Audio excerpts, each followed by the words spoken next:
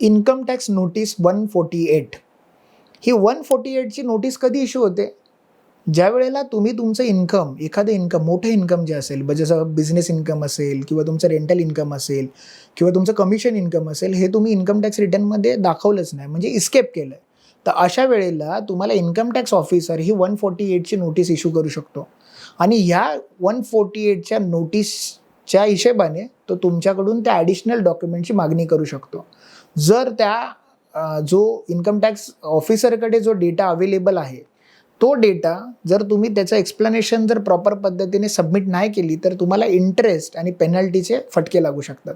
त्यामुळे 148ची जर तुम्हाला नोटीस आली असेल, तर तुम्ही माहिती करून घ्या की तुमचं कोणतं असा इन्कम आहे का, जे तुम्ही इन्कम टॅक्स डिपार्टमेंटला दाखवलं नाही किंवा इन्कम टॅक्स रिटर्नमध्ये ते तुम्ही शो केलं नाही. बऱ्याच वेळेला कॅपिटल गेन म्हणजे प्रॉपर्टी आपण खरेदी करतो, विकतो, तर अशा इन्फॉर्मेशन बऱ्याच वेळेला लोकं दाखवत नाहीत. त्यामुळे तुम्हाला 148ची नोटीस येऊ शकते.